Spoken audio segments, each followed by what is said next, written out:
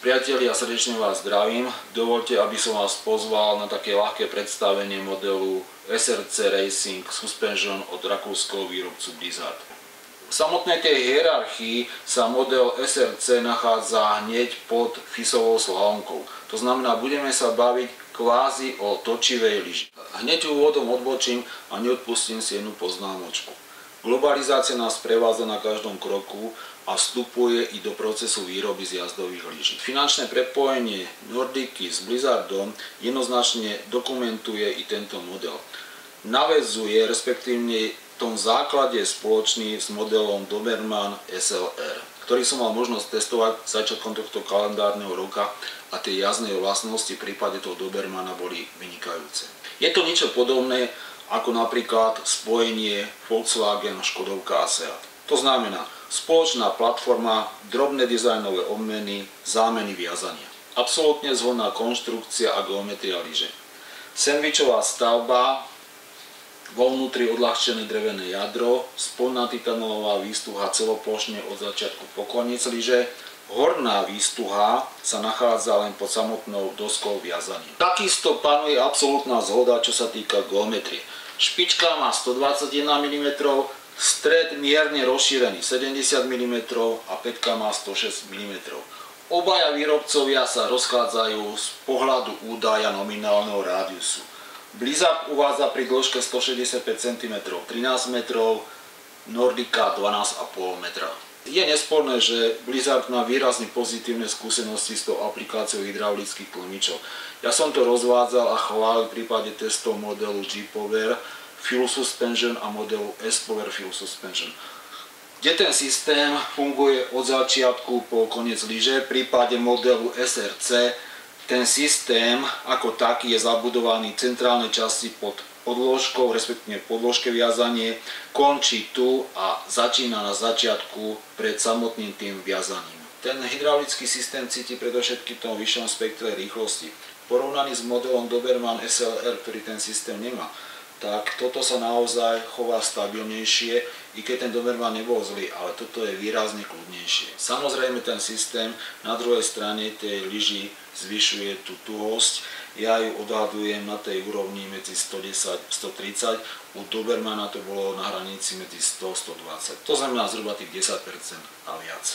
Tie jazdné vlastnosti výrazne naväzujú na Doberman SLR. Chválil som ho, v prípade tohto modelu je to zhodné, to znamená široká škála využiteľných oblúkov, poviem o tú šírku ratráku až po tých 25, možno 30 metrov. Veľmi pekne to ide v tých traverzoch, to chválim, vzhľadom na koncepciu tejto lyže.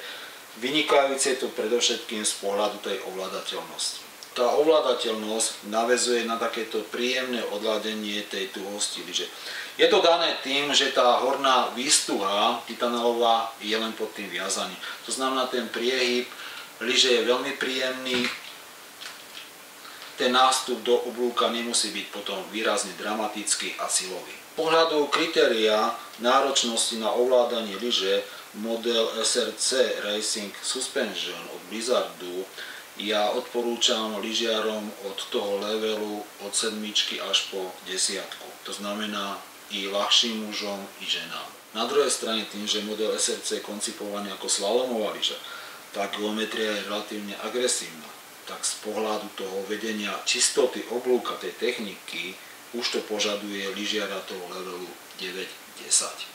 Model som mal možnosť testovať na rakúskom ľadovci Intertux. Z rána to bolo relatívne tvrdé, primrznuté, v priebehu toho dňa sa to jemnúčko nameklo, taký ten 1-2 cm boli zmeknuté. Výborne vzhľadom na tú širšiu stavbu, že tých 70 mm stred, krásne to zarovnáva tie nerovnosti. Je to koncipované teda i do tých zhoršených snehových podmienok. Model chválim za tú nenáročnosť v tom ovládaní. Širokú škálu tých využiteľných oblúkov, zároveň takú tú zmenu rytmu, zmenu rýchlosti, to je vynikajúce. Maximálna rýchlosť v prípade modelu v dĺžke 165 cm zhruba na tej úrovni 60 km za hodinu. Viac to tá agresívna slalomová geometria nepustí. Niektorí z vás pripomienkujete, že je zbytočné v prípade slalomových lyží uvádzať tie maximálne rýchlosti. Ja si však myslím, že každý ten údaj, ktorý dostanete, je nie že potrebný, ale je zaujímavý A ja som sa minulý rok stretol v Dolomitoch s jedným z vás, slovenským lyžiarom, ktorý si meral rýchlosť a tvrdil mi, že pri slalomke dosiahol rýchlosť 105 km za hodinu. V žiadnom prípade. Tie rýchlosti sú limitované predovšetkým tou geometriou. Ja som 15 rokov pracoval v leteckom priemysle a zaoberal som sa meraním všetkých fyzikálnych veličín, vrátanie rýchlosti. To znamená, že tie údaje, ktoré uvádzam, sú z môjho pohľadu relevantné.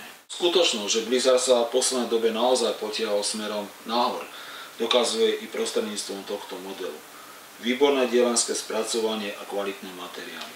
Krásne urobená sklznica, štruktúra, veľmi jemnúčka, skoro na úrovni pretekárskych lyží.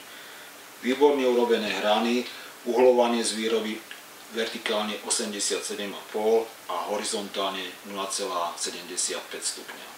Lyža sa kombinuje s podložkou a viazaním od markeru, tej odľahčenej verzie, dien viazania 11 respektívne 12. Mimoriadne nízka hmotnosť, čo napomáha respektívne zlepšuje tú ovládateľnosť. Odporúčaná cena modelu kombinácii s 12-kovým viazaním je na tej hladine 800 €.